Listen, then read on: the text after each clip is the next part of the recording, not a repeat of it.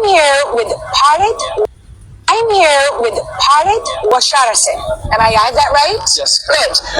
Parit is an opposition politician from Thailand. You are a member of parliament, but you shouldn't be the opposition. Is that right?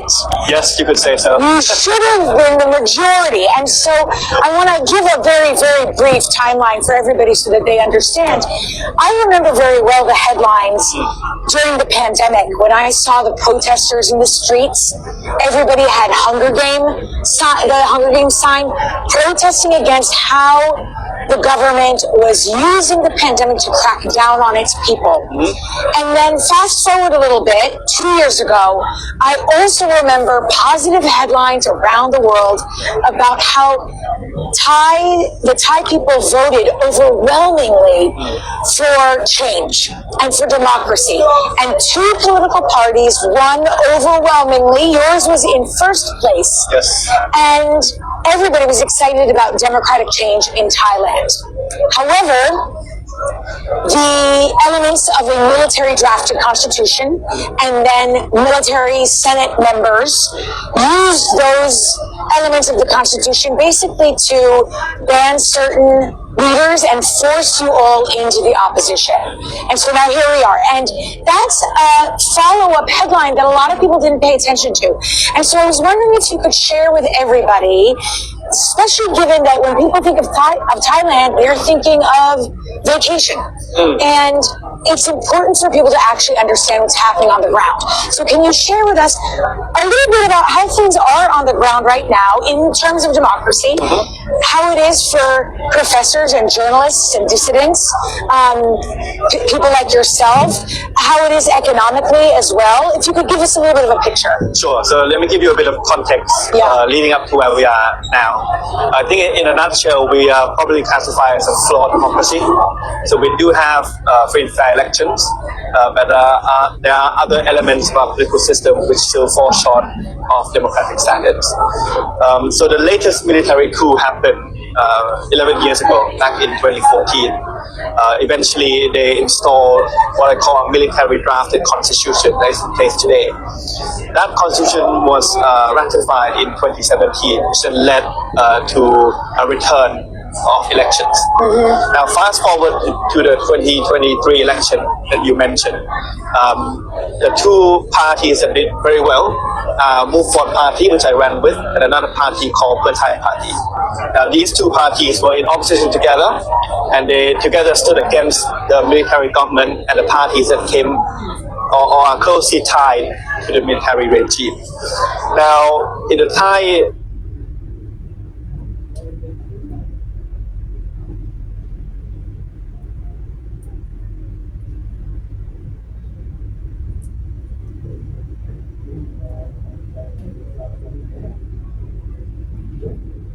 House of Representatives, there are 500 MPs. So in a normal democracy, if you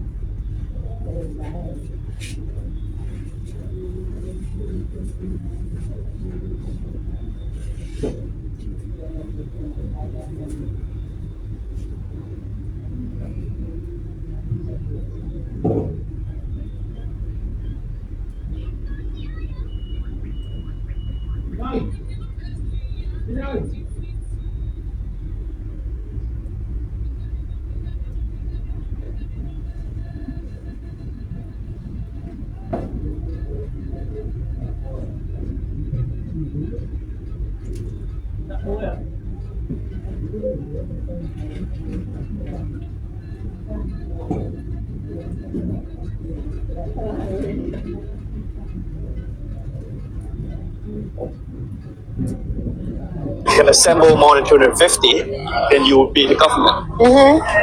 When the election results came out, Move Forward got about 150 MPs. The Thai Party got about 140 MPs. Together, that's 290. It's more than 250. So in a normal parliamentary democracy, we would be in government. But the reason that we eventually were not able to form a government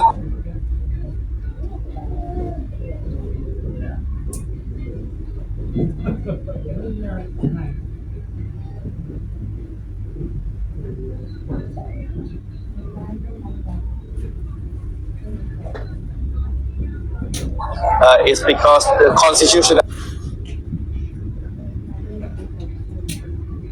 I mentioned about gave the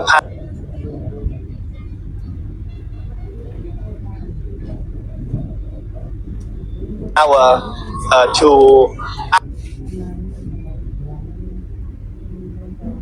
unelected military appointed senators to also have a say in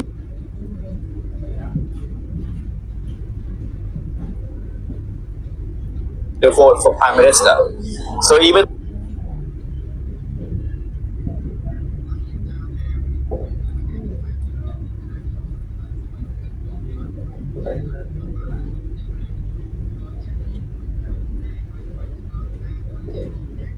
though we got the majority of the House of Representatives,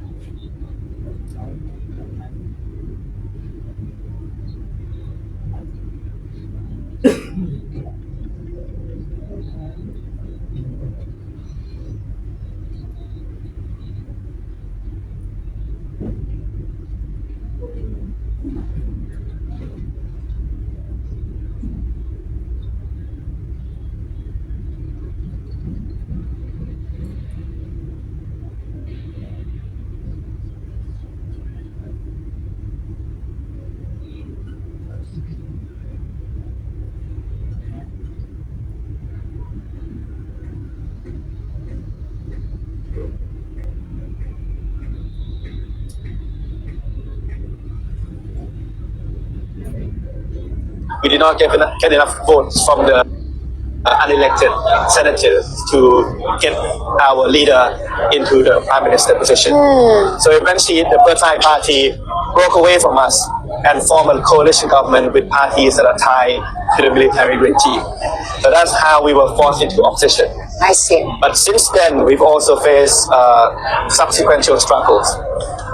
So the Move Forward Party that I mentioned and I ran with now no longer exists. We were dissolved by the Constitutional Court. And now a lot of our MPs or former MPs are at risk of being banned from politics for life, simply because our MPs back then submitted a draft bill to Parliament to amend the law on royal defamation. So that's kind of the fate of what happened to us and how we went from coming first in the election to now being in the opposition and facing crackdown. But in terms of the Thai public in general, I would say that we are probably now facing two crises at the same time. On the one hand, we are facing a democracy crisis, whereby our democratic transition has not really taken off, even though we now have a civilian government in place. But a lot of the democratic agenda that we've been pushing in the election has not really progressed. So, for example, the drafting of a new constitution, which I think for me is the key to unlocking this whole issue, has not really progressed. Military reforms have not really happened.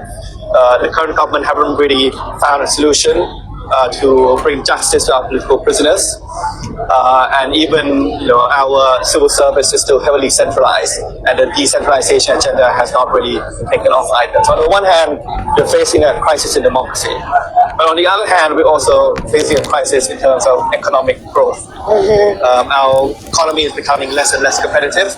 We have an education system that is outdated. I'm here with Parit Washarasin. I have that right? Yes. Good.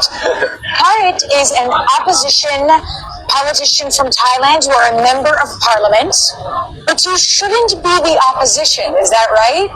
Yes, you could say so. You should have been the majority. And so I want to give a very, very brief timeline for everybody so that they understand. I remember very well the headlines during the pandemic when I saw the protesters in the streets. Everybody had the Hunger Game sign protesting against how the government was using the pandemic to crack down on its people. And then fast forward a little bit, 2 years ago, I also remember positive headlines around the world about how the Thai people voted overwhelmingly for change and for democracy.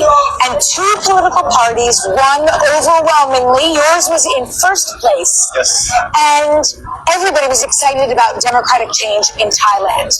However, the elements of a military drafted constitution and